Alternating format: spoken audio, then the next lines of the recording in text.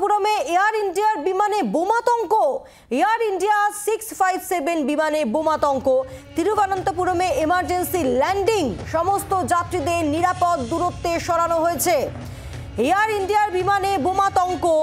তিরুবনন্তপুরমে air ইন্ডিয়ার বিমানে বোমাতঙ্ক। ইতিমধ্যেই এমার্জেন্সি ল্যান্ডিং করানো হয় ওই বিমানটিকে এবং সমস্ত যাত্রীদের নিরাপদ দূরত্বে সরানো হয়েছে বলেই জানা যাচ্ছে।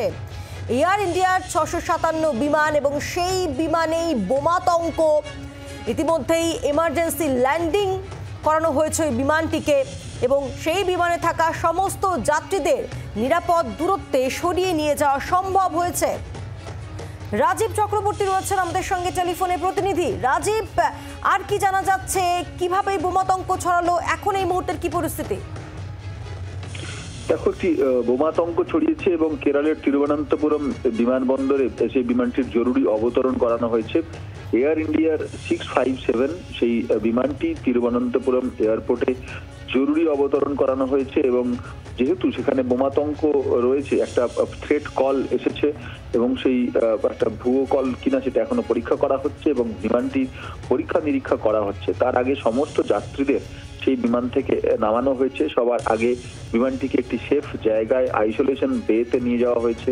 সেখানে নিয়ে যাওয়ার পর যে সমস্ত যাত্রীরা ছিলেন তাদের প্রত্যেককে নামিয়ে নিরাপদ দূরত্বে নিয়ে যাওয়া হয়েছে এবং তারপর বিমানটি পরীক্ষা নিরীক্ষা করা হচ্ছে। তবে এখনো পর্যন্ত কিন্তু কোনো বোমার খবর আসেনি এবং এই যে থ্রেট কল যেটি ছিল, অর্থাৎ বোমাতঙ্কের যে ফোন কল এসেছিল বলে তিরুবনন্তপুরম এয়ারপোর্ট কর্তৃপক্ষ থেকে জানা যাচ্ছে, সেই কলের ব্যাপারে কিন্তু এখনো পর্যন্ত স্পষ্ট নয় যে বিমানের মধ্যে কোনো বোমা রয়েছে কিনা বা কোনো বোমার সন্ধান রয়েছে কিনা। এই কারা এই ফোন করেছে এই বিষয়টি এখনো স্পষ্ট না। তবে এখনো পর্যন্ত বিমানটি পরীক্ষা নিরীক্ষা করা হচ্ছে এবং তন্ন তন্ন করে সেখানে তল্লাশি চালানো হচ্ছে। ধন্যবাদ। আমাদের সঙ্গে রাজীব ছিলেন, আমাদের প্রতিনিধি রাজীব চক্রবর্তী।